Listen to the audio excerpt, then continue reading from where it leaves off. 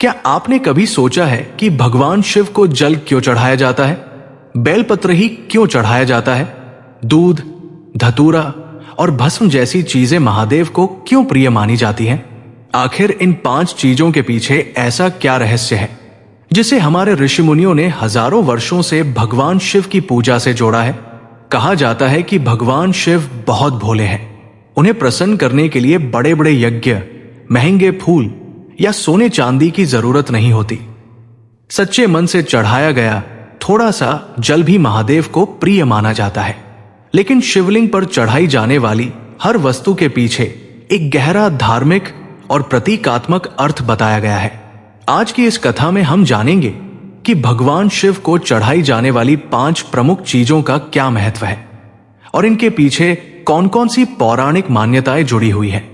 कथा शुरू होती है एक ऐसे समय से जब संसार में अधर्म बढ़ने लगा था।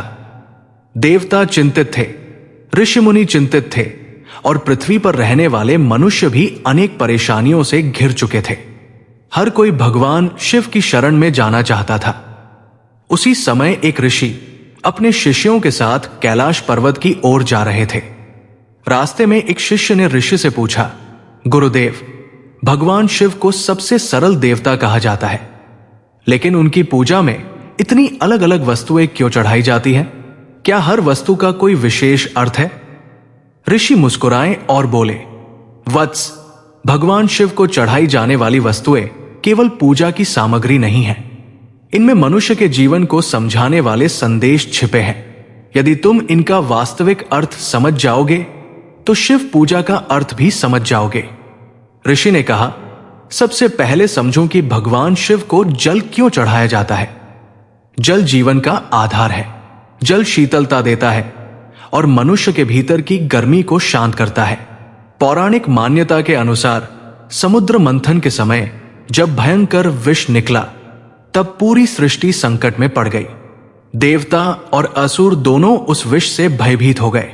विष इतना भयंकर था कि उसके प्रभाव से पूरी सृष्टि नष्ट हो सकती थी। तब सभी भगवान शिव की शरण में पहुंचे। संसार की रक्षा के लिए महादेव ने उस विष को अपने कंठ में धारण कर लिया। विष के प्रभाव से भगवान शिव का कंठ अत्यंत गर्म हो गया। तब देवताओं ने भगवान शिव को शीतल करने के लिए जल अर्पित किया। इसी कारण शिवलिंग पर जल चढ़ाने की परंपरा को भगवान शिव के प्रति श्रद्धा और शीतलता के भाव से जोड़ा जाता है। ऋषि ने शिष्य से कहा, जब तुम शिवलिंग पर जल चढ़ाते हो तो केवल शिव को जल नहीं देते, तुम अपने भीतर के क्रोध, अहंकार और बेचैनी को भी शांत करने का संकल्प लेते हो। शिष्य ने पूछा, गुरुदेव, तो क्या जल हमें अपने मन को शांत करना सिखाता है? ऋषि बोले, बिल्कुल। जैसे जल अग्नि की गर्मी को शांत करता है, वैसे ही शांत मन क्रोध और अहंकार की गर्मी को शांत कर सकता है। इसके बाद ऋषि ने एक बेलपत्र उठाया और कहा, भगवान शिव को बेलपत्र अत्यंत प्रिय माना जाता है, लेकिन इसके पीछे भी एक सुंदर प्रतीक छिपा है। बेलपत्र सामान्यतः 3 पत्तियों वाला होता है। धार्मिक परंपरा में इसकी 3 पत्तियों को भगवान शिव के त्रिशूल, त्रिदेव या जीवन के 3 गुणों से जोड़ा जाता है। एक प्राचीन कथा के अनुसार एक शिकारी जंगल में शिकार की तलाश में भटक रहा था। दिन भर भटकने के बाद उसे कोई शिकार नहीं मिला। रात हो गई और वह एक बेल के पेड़ पर चढ़कर बैठ गया। उसे डर था कि कहीं कोई जंगली जानवर उसे नुकसान न पहुंचा दे। पूरी रात जागते हुए उसके हाथ से बेलपत्र की पत्तियां नीचे गिरती रही। संयोग से उस पेड़ के नीचे एक शिवलिंग था। शिकारी को इसका पता नहीं था। उसने पूरी रात जागते हुए अनजाने में बेलपत्र शिवलिंग पर चढ़ा दिए। सुबह भगवान शिव उसके सामने प्रकट हुए और उसकी भक्ति से प्रसन्न हुए। इस कथा का संदेश ये बताया जाता है कि भगवान शिव बाहरी दिखावे से अधिक भाव को महत्व देते हैं। लेकिन यहां एक बात समझना जरूरी है, बेलपत्र चढ़ाना केवल एक धार्मिक क्रिया नहीं है। यह हमें सिखाता है कि भगवान के सामने हमारा मन भी बेलपत्र की तरह सरल, पवित्र और समर्पित होना चाहिए। अब शिष्य ने पूछा, गुरुदेव, भगवान शिव को दूध क्यों चढ़ाया जाता है? ऋषि बोले, दूध शीतलता, पवित्रता और पोषण का प्रतीक माना जाता है। समुद्र मंथन की कथा से जुड़ी मान्यताओं में भगवान शिव द्वारा विष धारण करने के बाद उन्हें शांत करने के लिए विभिन्न शीतल वस्तुएं अर्पित किए जाने की मान्यता मिलती है। इसी भावना से शिवलिंग पर दूध अर्पित करने की परंपरा जुड़ी हुई मानी जाती है। दूध का रंग सफेद होता है और सफेद रंग को अक्सर शुद्धता और सात्विकता से जोड़ा जाता है। इसलिए जब भक्त भगवान शिव को दूध अर्पित करता है तो उसका भाव होता है, हे महादेव, मेरे मन के अंदर जो अशुद्ध विचार हैं उन्हें दूर कीजिए और मेरे मन को शुद्ध कीजिए। लेकिन यहां भी सबसे महत्वपूर्ण चीज दूध नहीं बल्कि भावना है। यदि कोई व्यक्ति दूध चढ़ाता है लेकिन उसके मन में क्रोध, घृणा और अहंकार भरा हुआ है तो पूजा का वास्तविक उद्देश्य अधूरा रह जाता है। शिव पूजा हमें बाहरी वस्तु से ज्यादा आंतरिक परिवर्तन का संदेश देती है। अब ऋषि ने धतूरे की ओर संकेत किया। शिष्य थोड़ा आश्चर्यचकित होकर बोला, गुरुदेव, भगवान शिव को धतूरा जैसी वस्तु क्यों चढ़ाई जाती है? यह तो सामान्य पूजा में दिखाई देने वाली वस्तु नहीं है। ऋषि बोले, यही तो भगवान शिव की विशेषता है। महादेव उन चीजों को भी स्वीकार करते हैं जिन्हें संसार अक्सर साधारण या अनुपयोगी समझता है। धार्मिक मान्यताओं में धतूरे को भगवान शिव से जोड़ा गया है। विशेषकर समुद्र मंथन के बाद विष धारण करने वाली कथा के संदर्भ में धतूरे को शिव पूजा में अर्पित करने की परंपरा बताई जाती है। धतूरा सामान्य सुंदर फूलों की तरह आकर्षक नहीं दिखता, लेकिन शिव हमें यही सिखाते हैं कि किसी चीज की कीमत केवल उसके बाहरी रूप से तय नहीं होती। जो वस्तु संसार को साधारण लग सकती है वो भी भगवान के लिए समर्पण का माध्यम बन सकती है।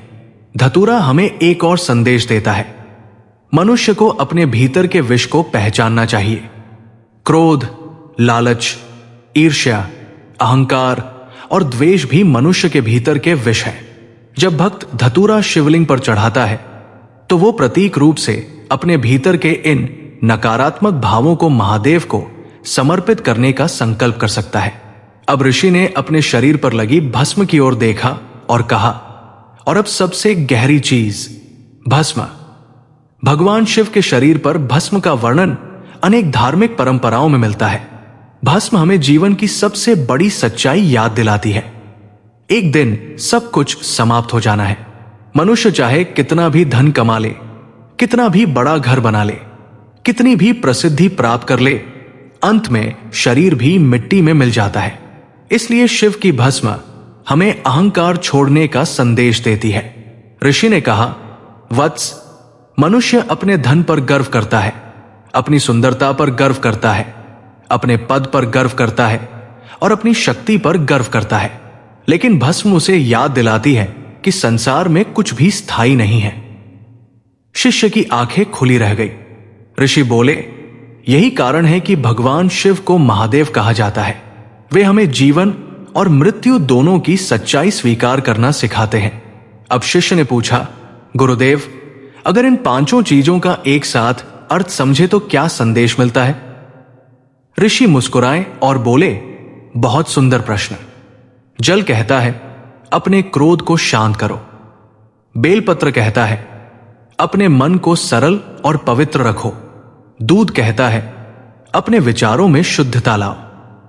धतूरा कहता है, अपने भीतर के विष यानी नकारात्मक भाव भगवान को समर्पित करो। और भस्म कहती है, अहंकार मत करो, क्योंकि संसार में कुछ भी स्थायी नहीं है। शिष्य कुछ देर तक मौन रहा। उसने कहा, गुरुदेव, तो भगवान शिव की पूजा केवल मंदिर में जाकर कुछ चढ़ाने का नाम नहीं है। ऋषि बोले, नहीं वत्स, पूजा का सबसे बड़ा अर्थ है अपने भीतर परिवर्तन लाना। यदि जल चढ़ाकर भी मन क्रोध से भरा रहे तो जल का संदेश समझा नहीं। यदि बेलपत्र चढ़ाकर भी किसी के प्रति द्वेष रहे तो बेलपत्र का संदेश समझा नहीं। यदि दूध चढ़ाकर भी विचार अशुद्ध रहें तो दूध का संदेश समझा नहीं। यदि धतूरा चढ़ाकर भी भीतर का विष दूसरों के लिए फैलाते रहें तो धतूरे का संदेश समझा नहीं। और यदि भस्म देखकर भी अहंकार बना रहे तो शिव की सबसे बड़ी शिक्षा समझी नहीं। ऋषि ने आगे कहा, याद रखो, भगवान शिव को प्रसन्न करने का सबसे सरल मार्ग सच्ची श्रद्धा, अच्छे कर्म और निर्मल मन है। कहते हैं कि जो मनुष्य सच्चे भाव से महादेव का स्मरण करता है, अपने कर्मों को सुधारने का प्रयास करता है और दूसरों के प्रति दया रखता है, उसके जीवन में धीरे धीरे सकारात्मक परिवर्तन आने लगता है। इसलिए अगली बार जब आप शिव मंदिर जाएं और शिवलिंग पर जल, बेलपत्र, दूध या अन्य पूजा सामग्री अर्पित करें, तो केवल वस्तु चढ़ाकर वापस न आए। उस वस्तु का संदेश भी अपने जीवन में उतारने का प्रयास करें। जल चढ़ाएं तो मन को शांत करें, बेलपत्र चढ़ाएं तो सरल बने, दूध चढ़ाएं तो विचारों में शुद्धता लाएं, धतूरा चढ़ाएं तो अपने भीतर के क्रोध और अहंकार को छोड़ने का प्रयास करें। और भस्म को देखकर याद रखें कि जीवन बहुत छोटा है और अहंकार किसी काम का नहीं। यही भगवान शिव की पूजा का सबसे सुंदर अर्थ है, क्योंकि महादेव को शायद सबसे ज्यादा प्रिय वही भक्त है जो मंदिर में पूजा करने के बाद अपने व्यवहार में भी शिव के गुणों को अपनाने का प्रयास करता है। तो आइए सच्चे मन से महादेव का स्मरण करें और बोले, हर हर महादेव, ओम नमः शिवाय। अगर आपको भगवान शिव से जुड़ी ऐसी पौराणिक कथाएं और धार्मिक रहस्य पसंद है तो वीडियो को लाइक करें और चैनल को सब्सक्राइब जरूर करें। हर हर महादेव।